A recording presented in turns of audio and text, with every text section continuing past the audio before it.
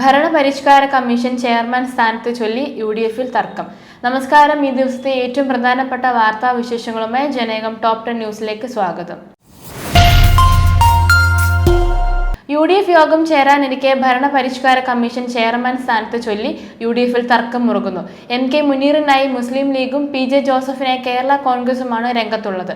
സ്ഥാനം ലീഗിന് നൽകണമെന്നാണ് മുഖ്യമന്ത്രി VD സതീശന്റെ നിലപാട്. എന്നാൽ 5 മന്ത്രിസ്ഥാനം നൽകിയ ലീഗിന് വീണ്ടും മറ്റൊരു ക്യാബിനറ്റ് പദവി നൽകേണ്ടതില്ലെന്നാണ് KC വേണുഗോപാൽ പക്ഷവും രമേശ് ചെന്നിത്തല വിഭാഗവും വാദിക്കുന്നത്. ശാരീരിക ബുദ്ധിമുട്ടുകൾ മൂലം മത്സര രംഗത്തു നിന്നും മാറി നിന്നവരാണ് MK മുനീറും PJ ജോസഫും. പ്രതിപക്ഷം മുന്നോട്ട് വെച്ച നിർദ്ദേശങ്ങൾ തള്ളി രാജ്യത്തെ പൊതുപരീക്ഷകളിലെ ക്രമക്കേടുകളും ചോദ്യപേപ്പർ ചോർച്ചയും തടയുന്നതിനായുള്ള ഭേദഗതി ബിൽ ലോക്സഭ പാസാക്കി. കേന്ദ്രമന്ത്രി ജിതേന്ദ്ര സിംഗ് ആണ് സഭയിൽ ബില്ല് അവതരിപ്പിച്ചത്. പ്രതിപക്ഷ നിർദ്ദേശങ്ങൾ സർക്കാർ വോട്ടിനിട്ടാണ് തള്ളിയത്. പുതിയ ഭേദഗതി പ്രകാരം ചോദ്യപേപ്പർ ചോർച്ച കേസുകളിൽ ഉൾപ്പെടുന്നവർക്കുള്ള തടവ് ശിക്ഷ നിലവിലുള്ള 3 മുതൽ 5 വർഷം എന്നത് 5 മുതൽ 10 വർഷം വരെ ആക്കി. 2 ദിവസം ശമ്പളത്തോടു കൂടിയുള്ള ആർത്തവ അവധി അനുവദിക്കണമെന്നാവശ്യപ്പെട്ട് KSRTCയിലെ വനിതാ കണ്ടക്ടർമാർ നൽകിയ നിവേദനത്തിൽ സർക്കാർ 3 മാസത്തിനുള്ളിൽ തീരുമാനമെടുക്കണമെന്ന് ഹൈക്കോടതി. വനിതാ കണ്ടക്ടർമാർക്ക് അനുയോജ്യമായ രീതിയിലുള്ള ആർത്തവ അവധി നയത്തിന് സർക്കാർ രൂപം നൽകേണ്ടതുണ്ടെന്നും കോടതി പറഞ്ഞു. തീവ്രമായ ആർത്തവ പ്രശ്നങ്ങൾ ആരോഗ്യത്തെയും ജോലിയുമൊക്കെ ബാധിക്കുന്നതാണെന്നും കോടതി പറഞ്ഞു. ADGP MR അജിത് കുമാർ സസ്പെൻഷനിലായ സാഹചര്യത്തിൽ ജയിൽ മേധാവി ADGP S ശ്രീജിത്ത് DGP സ്ഥാനത്തേക്ക് എത്താനുള്ള സാധ്യത ഏറുന്നു. ആലപ്പുഴയിൽ യൂത്ത് കോൺഗ്രസ് പ്രവർത്തകരെ മർദ്ദിച്ച കേസിൽ അട്ടിമറിക്കാൻ ശ്രമിച്ചുവെന്ന കണ്ടെത്തലിൽ അജിത് കുമാറിനെതിരെ നടപടി സ്വീകരിക്കുന്നതിന് DGP സ്ഥാനത്തേക്ക് അടുത്ത ഉദ്യോഗസ്ഥനെ പരിഗണിക്കണമെന്ന് ചീഫ് സെക്രട്ടറി മുഖ്യമന്ത്രിക്ക് ശുപാർശ നൽകിയിരുന്നു.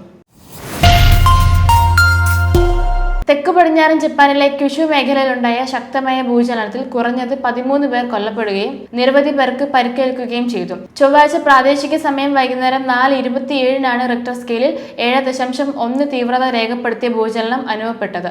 ഇതിനുശേഷം 100-ലധികം തുടർചലനങ്ങൾ മേഖലയിൽ ഉണ്ടായതായി ജപ്പാൻ കാലാവസ്ഥാ ഏജൻസി അറിയിച്ചു. കുമാമോട്ടോ നഗരത്തിൽ നിന്ന് 20 കിലോമീറ്റർ തെക്ക് മാറി ഭൂമിക്കടിയിൽ 10 കിലോമീറ്റർ ആഴത്തിലായിരുന്നു ഭൂചലനത്തിന്റെ പ്രഭവ കേന്ദ്രം.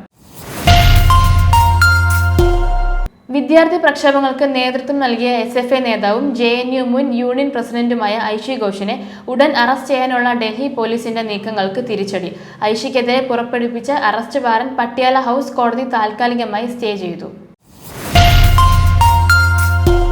വന്ദേ മാതരം ഉൾപ്പെടെയുള്ള ദേശീയ ചിഹ്നങ്ങളെ അധിക്ഷേപിക്കുന്നതും അവഹേളിക്കുന്നതും ക്രിമിനൽ കുറ്റമാകുന്ന നിർണായക ഭേദഗതി ബിൽ രാജ്യസഭ പാസാക്കി. Prevention of insults to national honours bill 2026 പ്രതിപക്ഷത്തിന്റെ ശക്തമായ ബഹളത്തിനും സഭാ ബഹിഷ്കരണത്തിനുമിടയിൽ ഉപരിസഭ പാസാക്കിയത്. രാജ്യമേറെ ചർച്ച ചെയ്ത കൽക്കരി കുംഭകോണം കേസുമായി ബന്ധപ്പെട്ട് മുൻ പ്രധാനമന്ത്രി പരേതനായ ഡോക്ടർ മൻമോഹൻ സിംഗിനെതിരെയുള്ള മുഴുവൻ കേസ് നടപടികളും സുപ്രീം കോടതി അവസാനിപ്പിച്ചു. CBI സമർപ്പിച്ച ക്ലോഷർ റിപ്പോർട്ട് പൂർണ്ണമായും അംഗീകരിച്ച കോടതി മൻമോഹൻ സിംഗിന് കേസിൽ ക്ലീൻ ചീറ്റ് നൽകുകയും അദ്ദേഹത്തിനെതിരെ വിചാരണ കോടതി പുറപ്പെടുവിച്ച സമൻസും നിരീക്ഷണങ്ങളും റദ്ദാക്കുകയും ചെയ്തു. സംസ്ഥാനത്തെ പൊതുവിദ്യാലയങ്ങളിൽ ഓഗസ്റ്റ് 13 ഓണപരീക്ഷ തുടങ്ങും. LP, UP, ഹൈസ്കൂൾ വിഭാഗങ്ങളിലാണ് 13 പരീക്ഷ നടക്കുക. ഹയർ സെക്കൻഡറി ക്ലാസുകളിൽ പഠിക്കുന്നവർക്ക് 14 പരീക്ഷ തുടങ്ങുക. രാവിലെയും ഉച്ചയ്ക്കുമാണ് പരീക്ഷ നടത്തുക. രാവിലെ 10 മുതലാണ് പരീക്ഷ. എല്ലാ വിഭാഗങ്ങൾക്കും 20 പരീക്ഷ അവസാനിക്കും. 21 പ്രവൃത്തി ദിവസമായിരിക്കും. ഓണാവധിക്കായി അന്ന് തന്നെ സ്കൂളുകൾ അടയ്ക്കും. 31 അവധി കഴിഞ്ഞ് സ്കൂൾ തുറക്കുക. നടി ലക്ഷ്മിപ്രിയ, ശ്വേത മേനൻ എന്നിവർ ഉൾപ്പെട്ട അപകീർത്തി കേസുമായി ബന്ധപ്പെട്ട് Ernakulam judicial first class magistrate കോടതിയുടെ നടപടിക്കെതിരെ സിനിമാ താരം അൻസിബ ഹസൻ ഹൈക്കോടതിയെ സമീപിച്ചു. യൂട്യൂബ് ചാനലിലൂടെ തനിക്കെതിരെ അശ്ലീലവും വ്യാജവുമായ പരാമർശങ്ങൾ നടത്തിയെന്ന അൻസിബയുടെ പരാതിയിൽ പോലീസ് FIR രജിസ്റ്റർ ചെയ്യാത്ത നിർദ്ദേശം നൽകാനാവില്ലെന്ന മജിസ്ട്രേറ്റ് കോടതിയുടെ തീരുമാനത്തെ ചോദ്യം ചെയ്താണ് ഈ നീക്കം. ജനേകം ടോപ്പ് 10 ന്യൂസിലൂടെ വീണ്ടും കാണാം. കൂടുതൽ വാർത്തകൾക്കും വിശേഷങ്ങൾക്കുമായി ജനേകം വെബ്സൈറ്റ്, YouTube ചാനലുകൾ സന്ദർശിക്കുക.